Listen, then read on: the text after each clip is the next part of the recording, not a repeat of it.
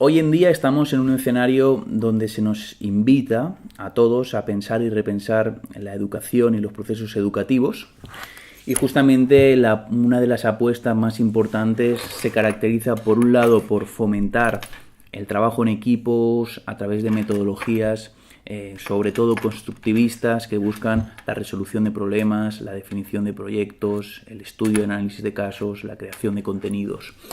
Por otro lado, al mismo tiempo y sin que resulte contradictorio, Internet nos ha generado una gran amalgama de recursos, de atributos informativos disponibles a coste cero en la red y que potencian esa capacidad y esa necesidad de un aprendizaje autónomo. Entonces yo creo que deberíamos pensar no de forma dicotómica o excluyente, sino en la posibilidad de articular estrategias educativas donde lo individual y lo colectivo fuesen aspectos que se complementan y que sirven, en último término, para enriquecer todo el proceso educativo. Yo creo que la presencia del otro, la posibilidad del diálogo con el otro, la interacción con el profesor son elementos imprescindibles en todo proceso formativo, pero esto no quita que hay un camino individual, un camino autónomo que también es útil, que es provechoso y que sirve. Por tanto, mi apuesta sería la de potenciar ambas estrategias y sobre todo eliminar de este debate esas posturas que son excluyentes o que nos obligan a optar por uno u otro camino. Una educación personalizada es el ideal, es el ideal. ¿Es posible? Sí. ¿Es difícil? Sí. ¿Se lleva a la práctica? Depende de en qué contexto y en qué situación. Por desgracia, a lo que estamos más acostumbrados es a escuchar a profesores y profesoras, docentes, que se quejan de la masificación en las aulas. Entiendo que a medida que aumenta el nivel educativo, más se despersonaliza la educación. No es lo mismo una docente de primaria en contacto diario con sus alumnos, y te diría que de secundaria tengo la sensación de que en la universidad se despersonaliza un poco la educación. Desde luego es el ideal, efectivamente cada persona es única, y hasta que no entendamos esto, pues vamos todos como una especie de carromato de masas donde se supone que todos tenemos que alcanzar los mismos objetivos y se utilizan los mismos baremos de evaluación. ¿Es posible? Claro que es posible. No creo que haya mucho interés político en alcanzarlo porque es costoso. Es una educación de calidad, es una educación costosa, y hay tantas carencias en el sistema educativo que, bueno, esta parece como una más.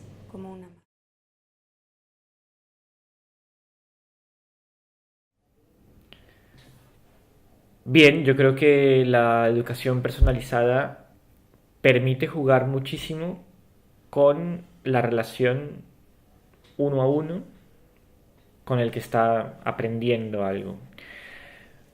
Pero a la vez permite construir un diálogo en el que está aprendiendo también enseña. Y entonces es como una relación de amor, ¿no? Cada uno se va acoplando al estudiante, en este caso, o al profesor, y en esa relación se construye conocimiento, yo creo que nuevo, para los dos, porque cada uno aporta de un nivel de socialización previo que tiene, tanto por su contexto local o nacional, como por su formación previa, permite reconstruir una historia propia frente a un tema concreto que se quiera tratar, en una relación que, si es personalizada, pues es casi que un diálogo, ¿no? Y eso permite también construir un trabajo mucho más profundo, mucho más orientado hacia las preguntas que se van formulando. En ese sentido diríamos que también es un proceso constructivista casi para generar contenido nuevo. y que por tanto ayuda mucho más al aprendizaje del estudiante.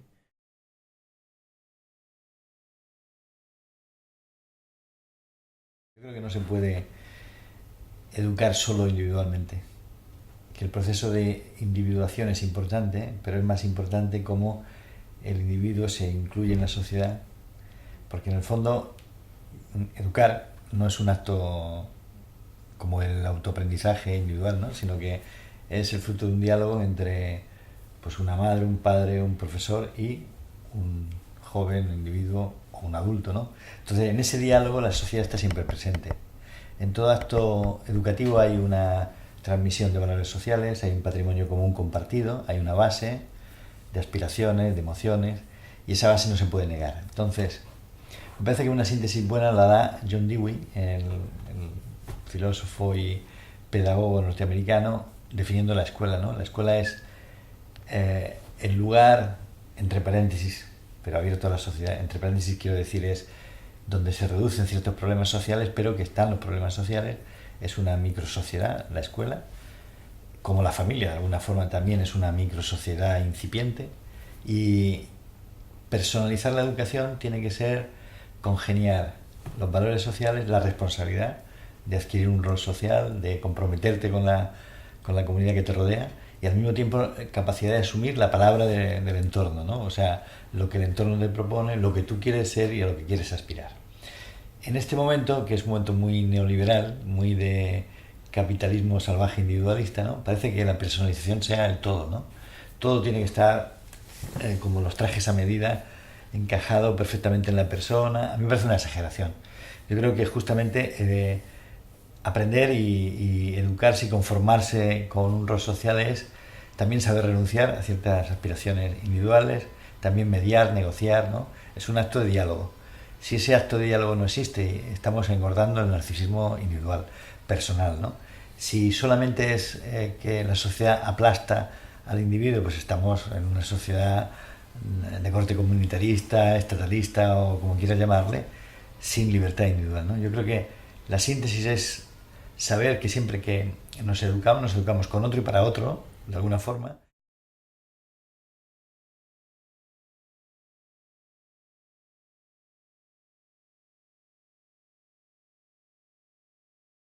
Bueno, yo creo que la tecnología sobre todo es una herramienta que está a nuestra disposición y que se debe amoldar a nuestros intereses. Yo creo que ahora estamos hablando de una web ya no 2.0 ni social, sino una web 3.0 semántica que conoce al usuario y se adapta a sus posibilidades.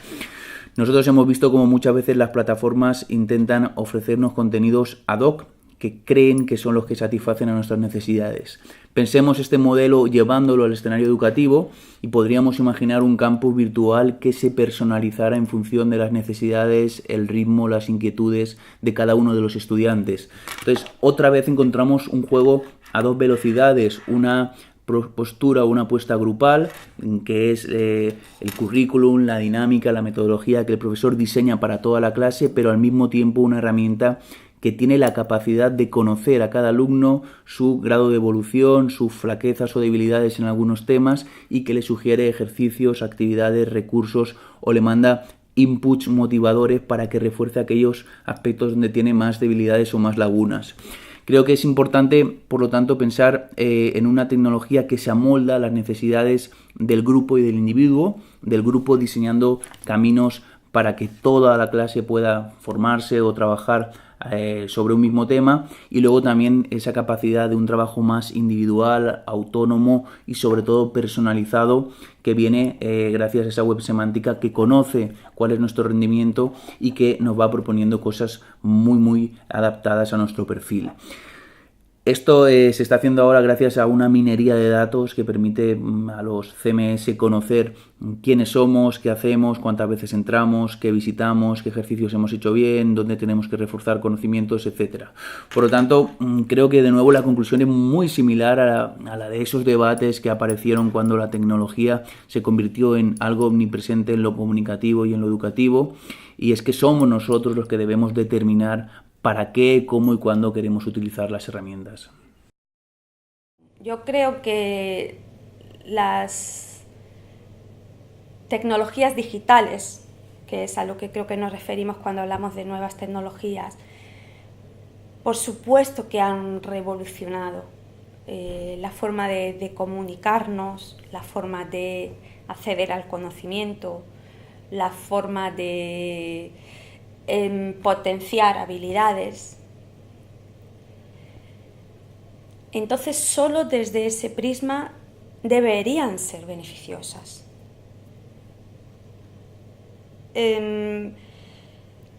Pero también es verdad que puede estar existiendo en algunos casos una especie de deslumbramiento tecnológico que vacíe a veces de contenido o de espíritu crítico o de creación, producción de contenidos, pues la labor de aprendizaje, ¿no? Entonces, poniendo un ejemplo concreto, imaginemos el caso del aprendizaje sobre lo audiovisual o el cine o el campo documental. Empecemos desde una edad temprana, por ejemplo. ¿Ayudan las tecnologías digitales al fomento del aprendizaje, del acceso? Yo creo que sí. Cualquier artefacto que le permite al hombre, al ser humano, hacer algo de forma más fácil, más eficiente, con más calidad, y que por tanto le permite generar otro tipo de resultados frente a un proceso que hacía previamente con otro tipo de metodologías. En cada uno de esos procesos de construcción de algo tecnológico, yo creo que nos dejamos algunas cosas que pueden ser no solamente tecnológicas, sino también humanas, quiero decir, de relaciones personales, de relación con la tierra, de relación con nuestro entorno. Y por tanto yo creo que en cada uno de los espacios tecnológicos perdemos alguna cosa, a pesar de que ganamos en otro tipo de algo, ¿no? No sé qué es ese algo, ¿no? Podemos ganar en eficacia, como decía, o en calidad, o en rapidez. Y yo creo que es una relación a la que... Digo, lo que se rompe es algo de lo que no estamos, o de lo que no somos conscientes en general. Cuando usamos un artefacto nuevo, los que transitamos previamente a ese artefacto para construir un proceso diferente, quizás podemos ser conscientes de ese proceso que se rompe, pero los que llegamos directamente a ese proceso ya con el artefacto, no somos conscientes de ese proceso previo, y yo creo que debería haber como una memoria que contara esa transición para utilizar esa tecnología mejor. El problema es cuando la tecnología se convierte en una especie de cuasi religión, ¿no? Cuando decimos estas palabras tan pomposas de que la modernización es la tecnología nos conduce, la tecnología determina, la tecnología nos obliga, es cuando subrepticiamente se cuela el tema de poder. Lo que hacemos es desempoderarnos nosotros como sociedad y como individuos y darles poder a quienes gobiernan la tecnología, porque la tecnología no se rige por sí misma, o sea, puede cometer desmanes, ¿no? Si tú inventas la energía atómica, pues puede acabar en Hiroshima, pero no porque la tecnología lo haya decidido por sí misma, ¿no? O sea, la tecnología siempre tiene detrás grupos de poder y personas que la conducen. Y yo creo que hoy día, cuando apostamos tan fuertemente por la tecnología, no nos damos cuenta de que muchas veces renunciamos a la crítica al poder.